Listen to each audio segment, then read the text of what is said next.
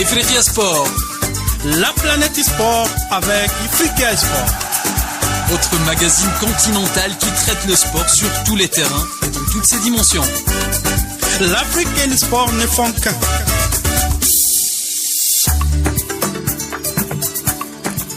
Bonjour Salama Nagadef, votre rendez-vous hebdomadaire sur Ifriqiya FM. Ifriqiya Sport, votre magazine consacré au sujet du football africain. Avec nous, comme invité, M. Lorenzo Falbo, expert international en droit du sport, formateur des agents de joueurs européens dans le domaine du football, président de l'association ou ex-président de l'association mondiale des agents. Bonjour M. Lorenzo. Bonjour Walid et bonjour à tous nos auditeurs aujourd'hui.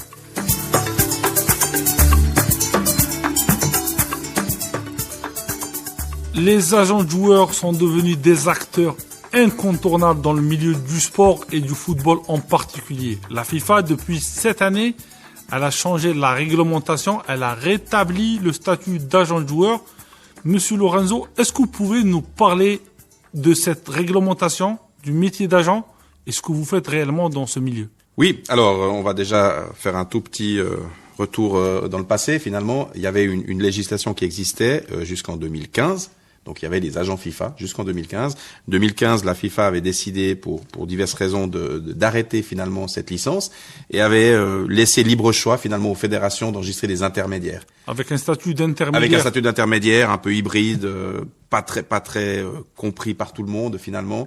Aujourd'hui évidemment, la FIFA s'est rendu compte déjà depuis quelques années qu'elle avait fait une grosse erreur et aujourd'hui elle réintroduit ce nouveau système de licence FIFA. Aujourd'hui, ce sera une nouvelle licence FIFA. Depuis 1er janvier 2023, alors, c'est ça 1er janvier 2023, c'est tout le processus qui est rentré en fonction. La date butoir, c'est le 1er octobre 2023. Jusque-là, il y a 2 examens qui auront lieu, donc un qui est déjà passé au 19 avril et un autre le 20 septembre. À partir du 1er octobre 2023, plus aucun intermédiaire n'aura le droit de travailler s'il n'a pas fait l'examen et qu'il n'est pas officiellement agent de la FIFA. D'accord. On sait que vous êtes formateur de ces agents, on sait que vous travaillez dans ce milieu. Est-ce que la licence, elle est importante pour un agent?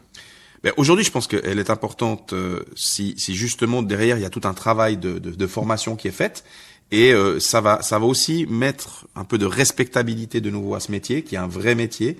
Finalement, avec les intermédiaires, c'était devenu un petit peu le champ de bataille. N'importe qui du jour au lendemain devenait intermédiaire. Je pense que c'est un vrai métier, qu'il faut des compétences, des qualités. Et le fait que la FIFA va pas seulement réintroduire la licence d'agent, donc l'examen. L'idée de la FIFA, c'est de faire de la formation continue.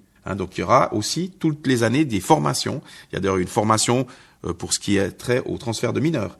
Aujourd'hui, un agent qui passe même son examen devra faire un examen complémentaire, en tout cas une formation, un module complémentaire pour la gestion des mineurs. Donc aujourd'hui, le but de la FIFA, c'est d'essayer de réglementer cette profession. Alors évidemment qu'on n'est pas d'accord sur tout. Je veux dire, aujourd'hui, il y a plein de points qui nous conviennent pas en tant qu'agent et avec lesquels on est en train de discuter, si on veut, avec la FIFA, en tout cas d'essayer d'améliorer les choses. Mais il y a des points où on n'est pas du tout d'accord. Maintenant, le point où je pense qu'on est tous d'accord, c'est la formation. C'est le fait que d'être un agent FIFA, ça a une valeur et on doit être formé pour ce métier-là. On va dire la formation d'agent. Est-ce que cette licence, comment on travaille quand on est agent? Est-ce que vous pouvez nous parler de ce métier-là? Alors oui, la licence évidemment c'est un papier, c'est un examen que vous passez. Maintenant le travail d'agent est un travail au quotidien, qui est compliqué. Je veux dire, on voit peut-être l'agent comme la personne qui va signer un contrat et qui va gagner des millions. C'est pas du tout ça. C'est l'image que peuvent donner des très grands agents internationaux dont je donnerai pas le nom, mais voilà. On peut citer notre cher, on va dire, compatriote, paix à son âme, Monsieur Pape Diouf. Oui, Pape Diouf était un grand agent. Il fait partie de cette élite, comme peuvent l'être. Alors, je peux nommer Mendes ou Feu Raiola, qui est aussi décédé. Voilà, c'est des agents de très haut niveau. Et là, on a cette image erronée.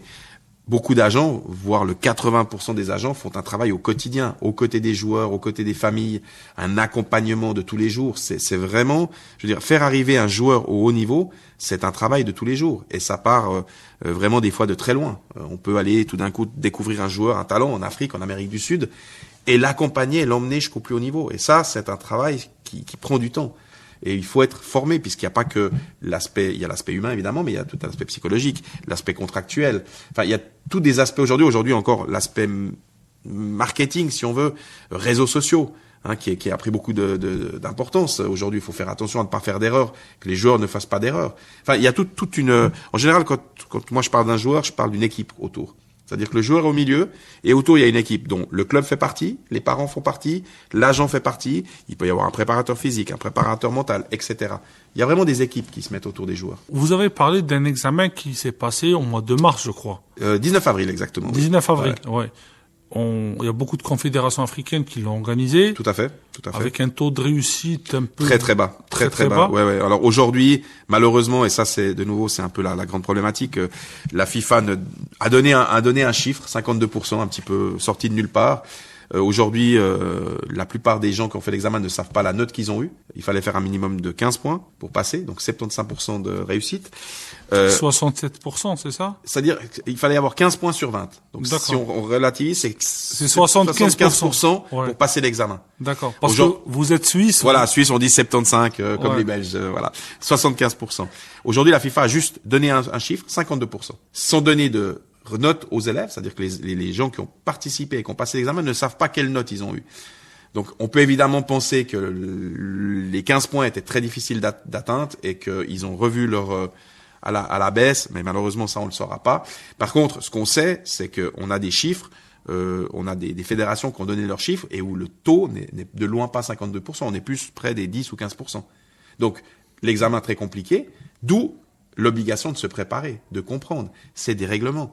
Et le fait de comprendre ces règlements et de se préparer et de passer l'examen fait que l'agent a déjà des bases une fois qu'il a passé cet examen.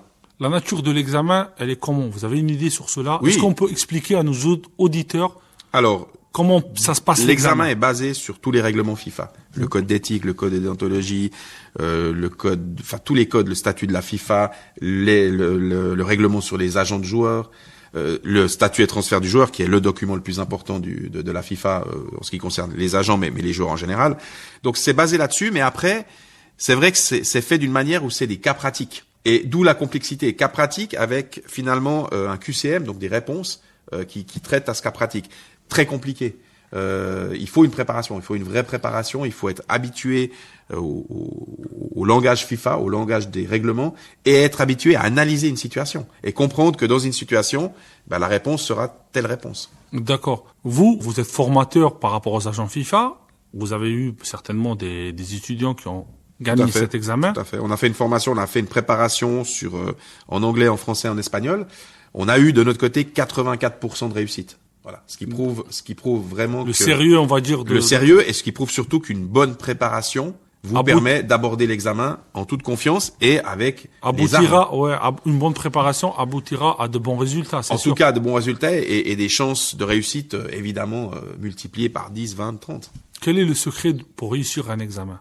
On est en Afrique, en Europe, on sait que tout est payé, mais on va essayer de tuyauter nos chers, on va dire, étudiants, nos chers apprentis agents, pour avoir l'examen. Se préparer. C'est-à-dire que de faire une préparation, c'est fondamental. C'est-à-dire qu'on ne se présente pas un examen FIFA comme un autre examen sans préparation.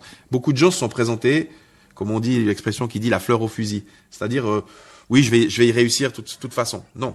Il faut une préparation, il faut vraiment étudier, il faut comprendre. Parce qu'une chose, c'est étudier, une autre chose, c'est comprendre. Et donc ça peut se faire que si, à mon avis, on est préparé par des professionnels, finalement. Nous, de notre formation, pour en revenir à la formation, on a eu que des professionnels qui ont travaillé à la FIFA, en l'occurrence beaucoup d'avocats, des agents, qui est mon cas, qui ont 20 ans d'expérience et qui ont passé cet examen. Moi, j'ai passé cet examen en 2005. Donc voilà, je pense que on doit être préparé et on peut aller à cet examen que si on a cette préparation. Et ce qui fait que, évidemment, dans le métier de tous les jours par la suite, ça va vous aider. C'est ça qu'il faut qu'on comprenne finalement, c'est que le fait de passer cette licence, de se préparer à cet examen, va vous aider pour la suite. Et c'est en forgeant qu'on devient forgeron. Et c'est en forgeant qu'on devient forgeron, évidemment. Se préparer à l'examen, est-ce qu'il faut avoir une base juridique pour rentrer à l'examen? Alors, évidemment que les personnes qui ont une base juridique auront un petit peu plus de facilité, puisqu'il y a beaucoup de règlements. Maintenant, c'est pas nécessaire et c'est pas obligatoire. Maintenant, oui, c'est un facteur en plus, mais je pense la plupart des étudiants qui ont été qui ont suivi notre formation, notre préparation, n'étaient pas du tout du monde juridique. Et ils ont réussi l'examen pour la plupart. Donc je pense que oui, c'est un plus, mais c'est pas fondamental. D'accord. Vous avez vu cet examen qui s'est passé? Alors on a eu accès à quelques questions déjà maintenant. On a vu des questions. C'est tout à fait. Alors c'est beaucoup plus dur que ce qu'on pensait, évidemment. Et c'est pour ça que je pense que le taux est très bas. Ça a été beaucoup plus compliqué. Les questions étaient beaucoup plus ambiguës. Et c'est vrai que la problématique venait déjà dans la lecture de la question, finalement. Un examen réussi, est-ce qu'il donnera le sésame pour devenir agent véritablement ou il travailler? donnera le papier. Voilà, il donnera le certificat. Après, pour moi, il y a que 3 valeurs. Travail, travail et travail. Patience, passion et persévérance. C'est mes 3 piliers. C'est-à-dire que ce métier-là, il se fait qu'à la base avec une passion. Si vous n'êtes pas passionné de football, que vous êtes juste passionné ou motivé par l'économique, vous n'y arriverez jamais. Persévérance, parce que quand on nous ferme une porte, on rentre par la fenêtre. Je crois que c'est ma citation, voilà. On va dire de. Et je pense que c'est réaliste. Préféré. Patience, passion et persévérance. Pourquoi la patience? Parce que tout n'arrive pas en un jour. C'est un travail de longue haleine, un travail à long terme. Donc, passer l'examen, c'est une première pierre. C'est comme quand on construit une maison finalement. On commence par les fondations et on fait monter la maison. Plus les fondations sont solides, plus vous pourrez monter une belle et grande maison. Quels sont les conseils que vous donnez, vous, formateur, l'expert, à nos jeunes, on va dire apprentis, pour réussir l'examen? Quelles sont les étapes ou le process à suivre? Je pense que le process, c'est évidemment de se former, d'étudier, de relire les règlements, d'essayer de les comprendre, d'en discuter justement avec des personnes compétentes, des personnes qui ont l'habitude, vraiment d'arriver à comprendre pas seulement le règlement lui-même, mais comment il fonctionne, comment il est appliqué. Puisque finalement, un règlement, c'est une chose, après, il faut l'application. Une fois que vous avez lu le règlement, tout avocat qui se respecte vous le dira, c'est pas parce qu'on lit des livres de droit qu'on est avocat. Non, il y a la pratique. La passion aussi, non? Alors la passion fait. La passion va faire que vous allez comprendre plus facilement certaines situations. Mais c'est surtout la pratique, de parler avec des gens qui, dans la pratique, nous aujourd'hui, alors moi avec mes 20 ans de métier, il y a énormément de cas que j'ai vécu en réalité. Ça veut dire que ces cas-là, si je les ai sur un examen, évidemment que je saurais y répondre sans même connaître la réponse, puisque c'est quelque chose qu'on a vécu. Donc l'expérience des autres, il faut l'apprendre. L'avenir est dans le métier d'agent. Est-ce que vous conseillez à des jeunes Africains pour vraiment réussir? Est-ce que vous voyez que le footballeur africain a besoin d'une compétence locale qui peut vraiment développer, on va dire, le relationnel et le métier d'agent en Afrique? Mais je pense, oui, qu'en Afrique, on a besoin aussi d'agents compétents, vraiment, qui sont finalement ceux qui vont faire le premier travail, souvent en collaboration avec un agent européen. À un moment donné, il y a souvent des collaborations qui se mettent en place avec un agent africain et un agent européen. Et si on a les 2 agents des 2 côtés, ça va permettre de faire un suivi du joueur. Et ça, c'est important. Restez sur notre spécificité africaine. Est-ce que vous voyez que, on va dire, le petit de Dakar, de Bamako ou d'Abidjan, il va réussir cet examen? Est-ce que ça va lui ouvrir les portes de faire des transferts africano-africains ou on va dire des transferts sur l'Europe? Ça va être compliqué puisqu'il faut se construire son réseau. Parce que on n'a pas parlé de ça, mais à un moment donné, il y a un réseau qui doit se mettre en place. Et ça prend du temps. Prendre du temps pour faire un réseau, pour que les gens aient confiance en vous. Ça prend des années. Donc, on peut pas dire qu'aujourd'hui, un garçon qui réussit l'examen à Abidjan ou ailleurs en Afrique, tout de suite va être compétent et tout de suite va faire des transferts. Non. Il peut y avoir tout un cheminement qui se fait. Il faut qu'il se fasse connaître. Il faut que les clubs le respectent, lui fassent confiance. Les joueurs lui fassent confiance. Les familles lui fassent confiance. Et ça, c'est qu'avec le terrain. La confiance, elle se gagne que quand on montre nos qualités et nos capacités. La confiance, c'est pas quelque chose qui se gagne facilement. Donc ça, c'est quelque chose qui doit être travaillé. On va essayer d'en tirer le maximum de votre présence. Comment on fait, on va dire, pour réussir l'examen? La nature de la formation pour être agent, elle est comment? Alors, nous, par exemple, sur notre formation, pour parler de celle-ci, c'est une formation intensive, avec, pour chaque domaine, donc, qui est passé à l'examen, que ce soit les statuts, les transferts, le code... Expliquez-nous tout par détail. Voilà. Alors, aujourd'hui... Où ils peuvent trouver le règlement? Alors, aujourd'hui, tous les règlements se trouvent sur la page de la FIFA, donc on peut les télécharger. Il y a évidemment le règlement de l'examen, qui est peut-être le premier à aller chercher, à aller voir, puisque sur le règlement de l'examen, là, on va dire, on est un peu en libre antenne par rapport à vous. Vous pouvez être, on va dire, formateur pour nos jeunes auditeurs. Alors, on va faire comme un élève ou quelqu'un qui veut participer. Donc, d'abord, on va lui expliquer. Moi, je suis l'élève et vous êtes le professeur. On va vous donner tous les codes à étudier. Ça veut dire que vous allez avoir toute une liste qui sont Le statut de la FIFA, le statut de transfert de joueurs, comme j'ai dit, le code de déontologie, le code disciplinaire, le code d'éthique, tous les codes qu'il faut savoir pour cet examen. Il y a aussi le FIFA Guardians, qui est très important et où il y a beaucoup de questions à l'examen. C'est le FIFA Guardians, c'est pour la protection des mineurs, la protection des jeunes joueurs. Donc nous, on va déjà vous expliquer qu'il faut... Excusez-moi, on trouvera où ces documents? Alors, si vous êtes formé chez nous, on va vous les donner. Maintenant, le jeune qui n'a pas accès à ces formations-là peut aller sur le site de la FIFA. Il y a une zone de téléchargement où vous rencontrez tous ces documents. Le premier document, comme je dis, qu'il va falloir télécharger, c'est le document du règlement de l'examen. Puisque dans le règlement de l'examen, vous allez avoir les différents codes que vous devez étudier. Donc, une fois que vous avez téléchargé le règlement d'examen, vous allez télécharger le règlement des agents, très important, et tous les autres règlements. Donc, une fois que vous avez téléchargé tous ces règlements, il faut les étudier. Évidemment que tout seul, dans votre coin, ça va être compliqué, puisque le seul moyen que vous avez, ça va être de les lire. Aujourd'hui, on peut trouver sur certains endroits des questions qui sont posées dans les examens. Ça va être compliqué. Maintenant, le fait de se former, ça veut dire que vous ayez des gens compétents qui vont vous décortiquer ces codes, qui vont vous les expliquer d'une manière beaucoup plus compréhensible, beaucoup plus terre à terre, pour que vous puissiez les comprendre. Et si on n'a pas accès à ce genre de formation, comment on fait? Le système D, c'est-à-dire vraiment télécharger. On est spécialiste du système D chez nous. Voilà, le système D, c'est télécharger les documents et les étudier, les lire, essayer de trouver des questions sur certains sites et commencer à répondre aux questions, essayer de se mettre en... Vraiment, c'est le système D, c'est vraiment étudier... En immersion, on va dire. En immersion totale, ça veut dire il va falloir lire et relire ces règlements, je dirais presque du par cœur.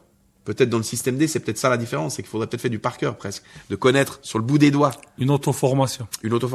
Mais c'est quand même compliqué. C'est pas évident, il faut être honnête. C'est pas facile de le faire tout seul. Il faut être honnête.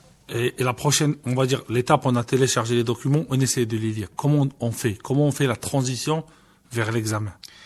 Eh bien, justement, on va les lire et on va essayer de trouver, on trouve aujourd'hui sur Internet les questions. Alors, de plus en plus, il y a des questions qui sortent, on va trouver certaines questions et finalement, on va se mettre en mode examen, c'est-à-dire trouver des questions et répondre à ces questions sur la base de ce qu'on a lu. Et si on ne sait pas, on va les rechercher. Et on va refaire l'examen, on va refaire les questions qu'on trouve.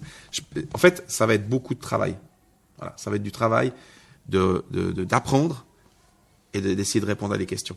Voilà, c'est vraiment le seul moyen d'y arriver. C'est comme la bicyclette, on va dire. On apprend. En tombant. En tombant, après. C'est ça. Oui, on apprend en faisant des erreurs, puisque vous allez répondre une fois à une question, elle sera fausse. Vous allez chercher la réponse, puis vous allez comprendre pourquoi cette réponse est la réponse à cette question. Il n'y a pas de simulateur ou de logiciel Non, aujourd'hui, il n'y a pas. Non. Aujourd'hui, c'est seulement des formations privées qui font ce travail-là.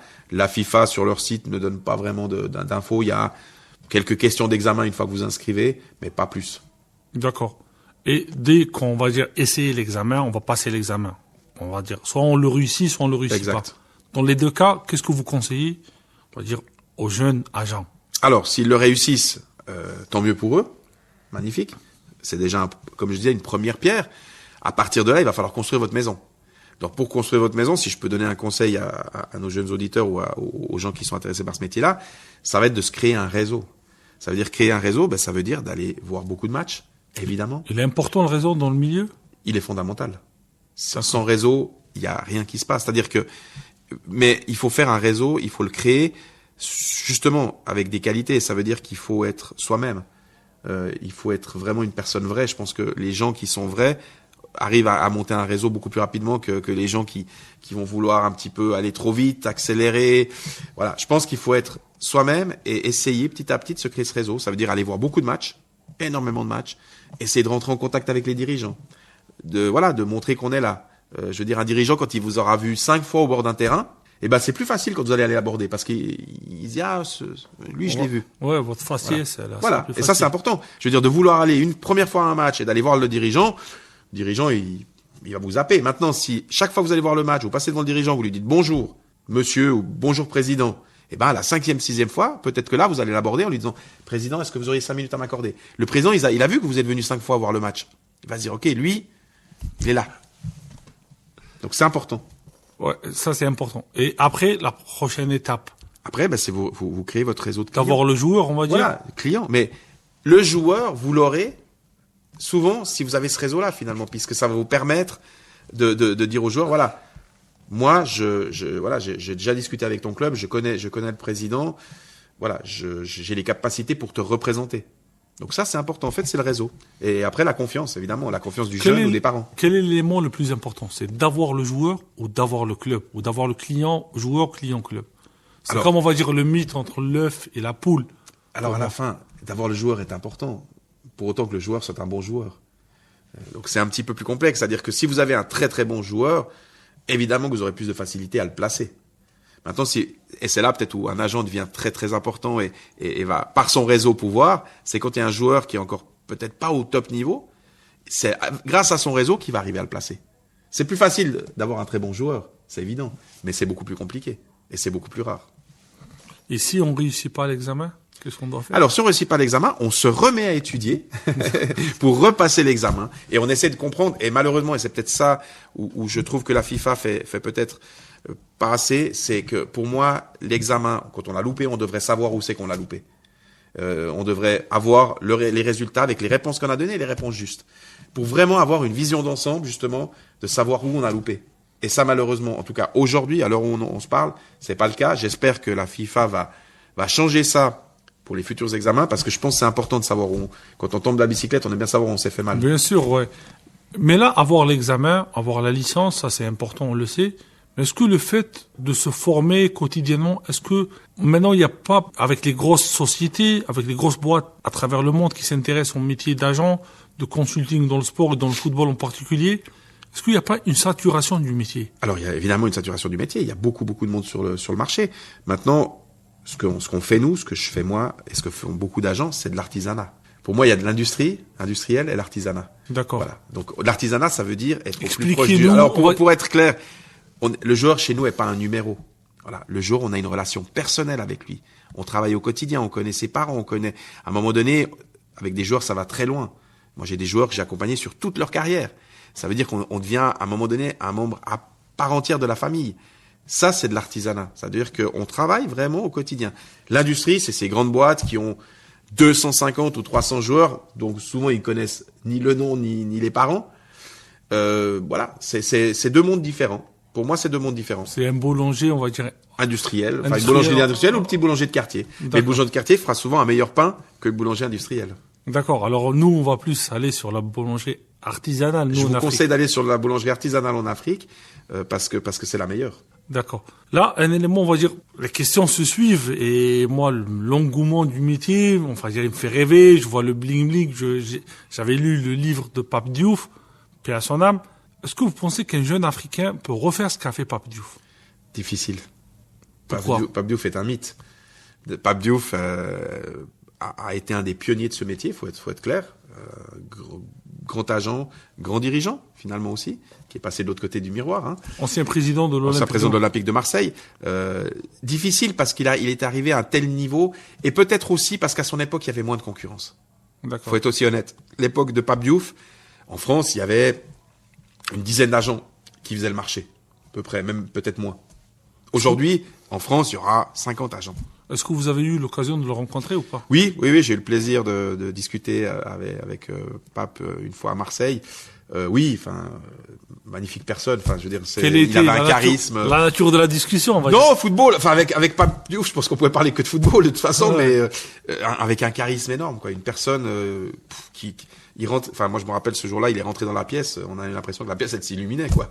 Enfin, c'est peut-être difficile à expliquer comme ça, mais un charisme incroyable, quoi. Et une façon de parler, voilà, quelqu'un de très intellectuellement vraiment au très haut niveau, qui était capable d'avoir des discussions. En tout cas, moi, la discussion qu'on a vue, c'était sur le football. Je me rappelle plus tout ce qu'on a parlé, parce qu'on a parlé peut-être pendant une demi-heure à l'époque. Mais oui, exceptionnel. Là, on aura un examen qui sera bientôt, je pense, mois de septembre. Ouais. Mois de septembre. Quel est le conseil que vous allez donner? Un conseil que vous avez jamais donné en Europe. J'aimerais bien l'avoir en Afrique pour moi. Un conseil que je peux donner. De vous y mettre dès maintenant, c'est ça déjà, parce qu'aujourd'hui en Europe les gens attendent, ils vont attendre le mois de juillet, août, septembre pour se préparer pour le 19 septembre. Pour moi, il faut y aller maintenant, c'est ça. On est dans le mouvement, il faut y aller, il faut pas attendre. Il faut vraiment s'y mettre le plus rapidement possible pour avoir le plus de temps d'études finalement. D'accord. Le secret, c'est le temps C'est d'étude. le temps d'étude, le travail. Voilà, je veux dire, sans travail et sans prendre beaucoup de temps là-dessus, mais comme dans tout domaine finalement, quand on veut réussir des études, et je pense que tous les étudiants qui nous écoutent le savent, il y a qu'un mot, c'est le travail étudié. Combien d'étudiants ont fait des nuits blanches, combien d'étudiants ont passé des semaines sur quelque chose. Donc, je crois que c'est la même chose en fait finalement. Je vous laisse conclure cette émission. Eh ben, un grand merci de l'invitation. Voilà, je suis persuadé que de plus en plus de jeunes Africains vont devenir agents de qualité, et j'espère que voilà que c'est un métier qui peut faire encore rêver. C'est pas un métier facile, mais voilà, c'est un métier qui peut correspondre à certaines personnes. Merci nos auditeurs d'être avec nous sur une émission spéciale, l'examen d'agent de joueur, et bonne chance à tous nos amis, à tous nos étudiants qui vont être lauréats, j'espère, pour cet examen. Au plaisir de vous retrouver la semaine prochaine sur un autre numéro d'Ifriqiya Sport sur Ifriqiya FM.